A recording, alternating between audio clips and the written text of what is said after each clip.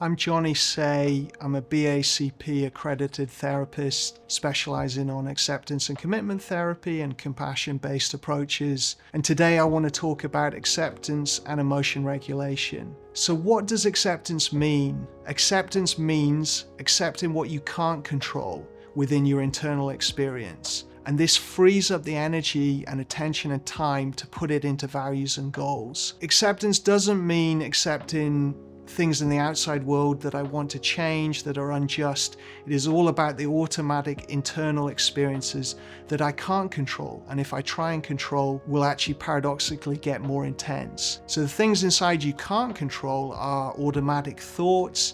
If I say to you, don't think about a white bear, you probably can't control that, or not very long. Primary emotions, so our emotional reactions inside.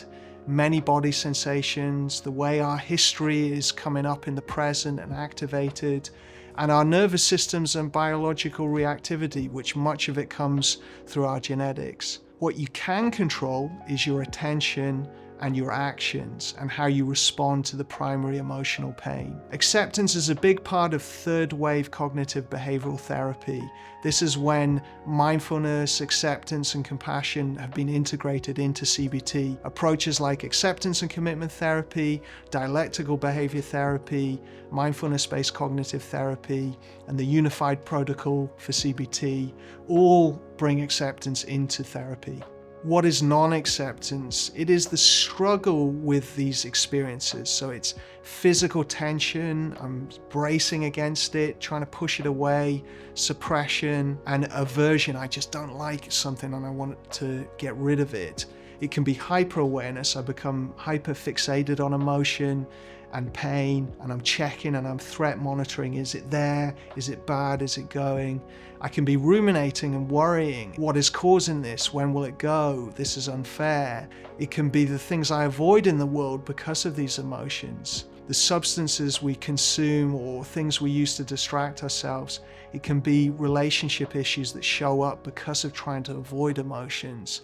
Things like people pleasing and venting and reactivity. So in some ways, acceptance is actually learning to reduce and let go of all these things, to let go of the non-acceptance. Why is it useful? There's a lot of popular self-help culture right now and therapy models that talk about ways to regulate and control emotions. You'll hear a lot about breathing, positive self-talk, affirmations, diet, lifestyle choices, trauma release, spiritual techniques. All of these things can help with general well-being, and they can sometimes work to regulate our emotions. Sometimes they can reduce the intensity of emotion. But what you find is the more activated you become, the less well they work. And this is because our threat system, our amygdala and other structures in our brain is taking over from the prefrontal cortex, and we can't access those tools so easily. So as you get more distressed, they tend to work less well.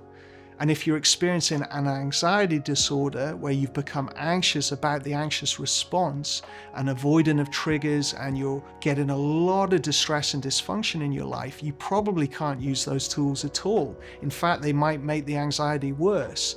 And this shows up in things like relaxation-induced panic, air hunger when we're hyperfixated on our breathing. We can exacerbate panic attacks by over-breathing. In these situations, you can't do simple emotion regulation to bring down anxiety or depression like taking Valium. Sometimes these techniques work in individuals with very high self-esteem and lower anxiety and more insight into the nature of the anxiety and that it isn't something to be afraid of. Sometimes people like that can control anxiety more directly. But if you're in an anxiety disorder, these techniques and tools get paired with anxiety, and they actually become a reminder to check, am I feeling anxious?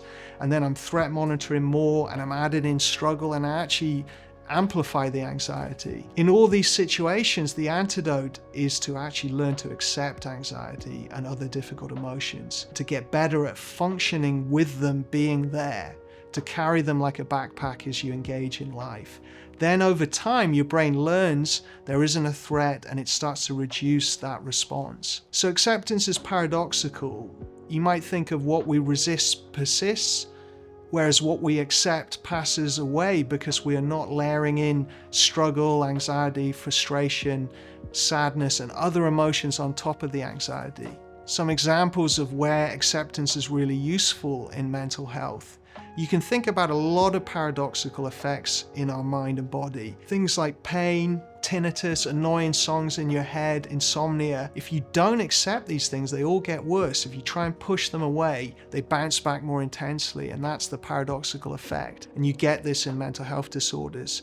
So panic attacks are really about non-acceptance. They're about a baseline level of anxiety that I then become hyper fixated on, struggle with, worry about, start predicting catastrophic things, and then you layer up layers of anxiety and you get a panic attack. This is very much about non-acceptance. You get in social anxiety, the non-acceptance of the way anxiety shows up in you go red or you shake or you sweat or other things like that actually exacerbate those symptoms, make them more likely to happen. In public speaking, we lose our focus, it's harder to talk, we get overly fixated on the anxiety and it's harder to express ourselves. It allows us to be anxious and public speak or be anxious and socialize. Acceptance of urges is very important in behavior change, in addictions and eating disorders and other things where we're trying to urge surf very intense behavioral urges.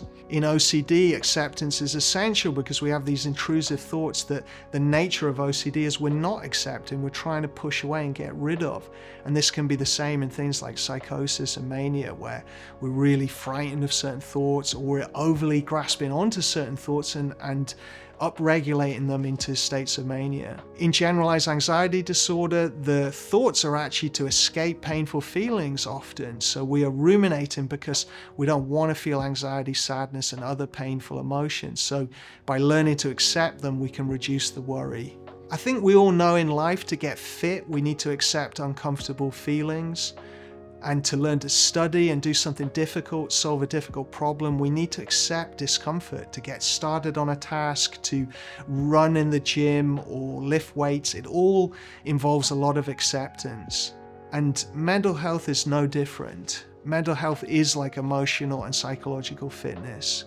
Ancient cultures really knew this. So if you read Stoic philosophy, indigenous cultures, they were great at acceptance and they really emphasized it. Even our culture, we used to accept transient low mood. It was called melancholy. And people saw it as part of creativity. It wasn't seen as a bad thing. So our modern culture is quite phobic of difficult emotions, and we get these messages we should always be happy, and everyone on social media is always happy and never stressed, anxious, low, and this all feeds the non-acceptance. We expect to never be bored, we want to escape pain immediately.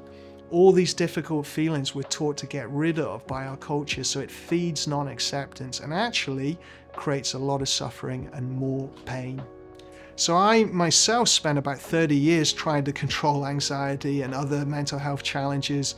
I did things like hypnosis, different meditation approaches, new age approaches, spiritual practice, personal development, trauma therapies, other therapies, you name it, I was trying it and reading about it and studying, and it just made the problem worse. All that struggling was like I was digging the hole of anxiety deeper, and I had to learn to let go of the spade and stop digging.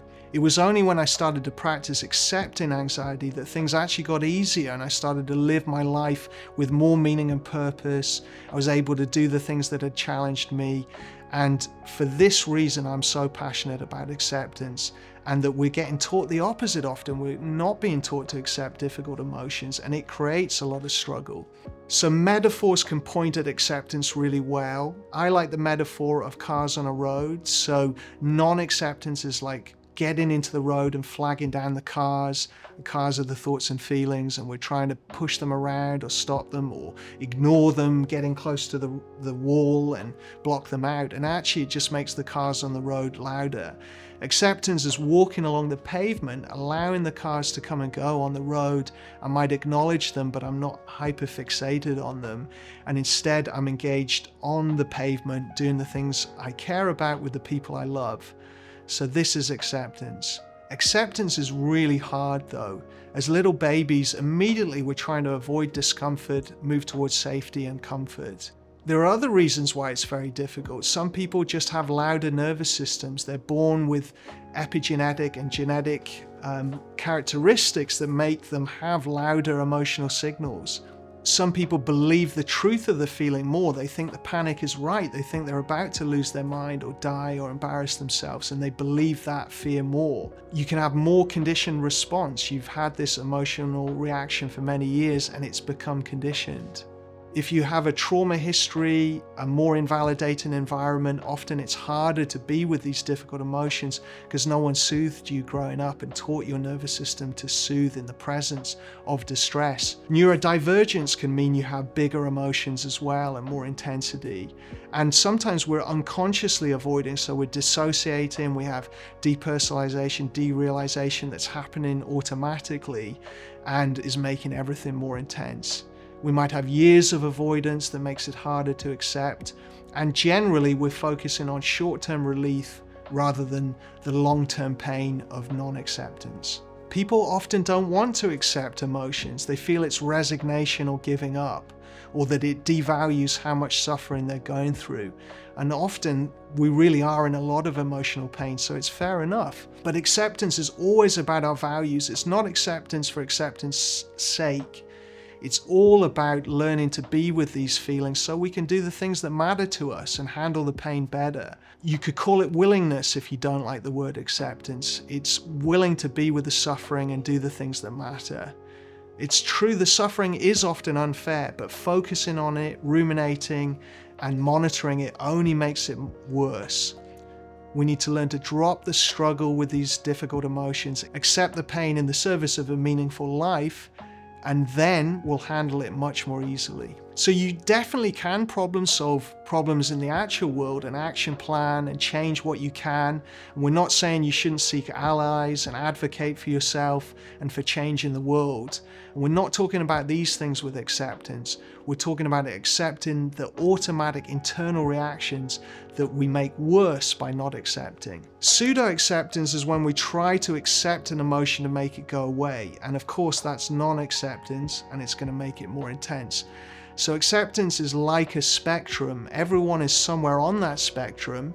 You could think about a 5 is tolerance in the middle, and 1 is complete non-acceptance, 10 is complete acceptance. We're all somewhere there. And distress tolerance and willful tolerance, they're a good goal. But acceptance goes even deeper. We can learn from our emotions. We can control our attention so well in the presence of them that we're not just tolerating them. Would you want your friend to tolerate you, or would you want them to accept you? So acceptance goes deeper. How do you practice acceptance? Well, first of all, you need to learn the rationale and why you would do this and why it's helpful. And psychoeducation is really important here. There's a lot of research on the power of acceptance for emotional regulation, because paradoxically, it's one of the most helpful things when emotions get really high. You have to work on realizing everything you've been doing hasn't helped, so the workability of these behaviors, so the things you've done to try and control anxiety, has it really helped you? And if it has, great, keep doing it. But if it hasn't, we need to be honest and start to make a change. The simplest ACT tool is one called Dropping Anchor, developed by Russ Harris, and it's actually used in the World Health Organization's protocol for refugee camps. So it's used in some of the most intense suffering we can imagine. So this would be a good technique to look up, Google, and start to practice. In the beginning with acceptance, we might focus on action a lot. So it's a little bit like distraction, but we're not trying to push something away. We're trying to accept it and engage in life in things that support us and are meaningful. Then over time, as we build strength in that, we can turn towards the emotion with mindfulness and learn to accept it in a more deep way. We might do exposure therapy, doing exposure to the difficult emotions using memories or situations or images, words, this kind of thing. One good thing for acceptance is to focus on a piece at a time. Like a tin can monster, the whole thing looks very scary, but if you take it a piece at a time, it's easier to accept. So you focus on the tension in your chest, you focus on the knot in your stomach, the shaking in your arms and legs. You go a piece at a time and build acceptance with each one. You can try to open up to it, so you relax around it and you soften around the feelings and you see if there's anything in it to learn from. There might be. Sometimes emotions do have a message, but sometimes they don't, and they're the nervous system misfiring. You can bring curiosity to something and investigate it. So you look at it like a physical object and look at the detail.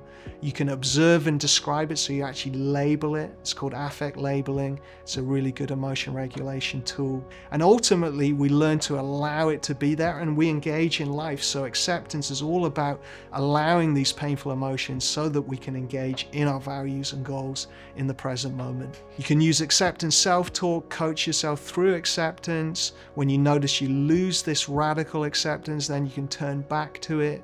Some people use imagery. They work very well with visual imagery to help them. Or you remember the metaphors. Metaphors like the cars on the road, or you're in quicksand and you don't want to thrash around and struggle. You relax and lie back and get yourself out of it. Self-compassion can support acceptance greatly. It's like an additional layer. You could think of it as two wings of a bird, acceptance and self-compassion. Together they work together so well. And it's like a warm, soothing balm that you apply to emotional pain. The key thing for acceptance is really to do a lot of daily practice. So you want to look up an acceptance-based therapy, mindfulness-based approach, things like ACT, dialectical behavior therapy, mindfulness-based cognitive therapy, other third wave CBTs. There are these great thinkers like Claire Weekes, who was around, I think, in the 90s, and she wrote great stuff on acceptance, the Stoic philosophy. You want to learn a framework and then start to practice it daily. And mindfulness skills practiced daily are going to be a great way to do it. Then when you're in crisis and you're struggling with your mental health, you need to learn to bring the acceptance to this, and you actually learn the most in those moments of suffering. They were the places where I learned the most about acceptance, when my mind was throwing me continuous distressing thoughts and painful feelings. That was the point when I really learned the most. So your mind will resist acceptance. It'll come up with thoughts like, I can't handle this emotion, it's too tough, what will happen, I'll go mad, I'll die, I'll embarrass myself, I don't want this, I shouldn't have to accept this, this is unfair, other people aren't dealing with these emotions. So we have to learn to accept that non-acceptance, to step back, observe it, and not react to the resistance. An idea from ACT, workability is key, so we have to be honest about the long-term cost of our non-acceptance and the things we're trying to do to control emotions, and learn that they aren't working over the long run. If you make your whole life about avoiding uncomfortable feelings, at best it reduces anxiety in the short time, but soon you get a comfort zone, which over time anxiety will find its way into the comfort zone, and if not that, depression will follow. And those feelings will get more intense. So life will eventually make you go out and face your fears and anxieties. You have to go places, go see people, go to the doctor. So eventually life will make you face the difficult feelings if you're in a very much avoidance mode. So let's choose to do that now instead, under our own power, and develop acceptance. So people can even choose suicide to escape difficult feelings, but that is obviously a very painful, distressing solution that doesn't work most of the time, creates ripples of pain, and it doesn't give you any chance of working with this and getting recovery.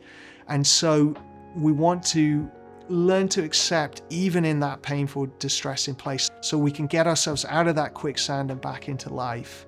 So it's about choosing to face the difficult feelings on your terms now, gradually building mindfulness skills to cope with them, opening up more so that you can do this in the service of your values, who and what matters to you in your life. If emotion regulation tools work, then do them. If your breathing practice, affirmations do support you, great. You don't need to change anything. And sometimes these tools could be anchors to help you support acceptance. So it gives you something to focus on and ground yourself in as you cultivate acceptance. But you need to be really honest. Are these things working over the long run? And if they're not, let's move towards acceptance more. I'm Johnny Say. I'm an integrative therapist, BACP accredited, and I specialize on OCD, trauma, anxiety disorders. If you want to find my work, you can go to johnnysaytherapy.com. We also have a website for our center, the Integrative Center for OCD Therapy.co.uk. I'm on social media. You can find Johnny Say Therapy on Instagram, Facebook, YouTube. I put a lot of resources on YouTube for mental health recovery. We also have a YouTube for the Integrative Center for OCD Therapy. So look us up and come and enjoy the resources. I've had a great day filming with my friend, been really supported and a lovely team to work with and delicious sandwiches.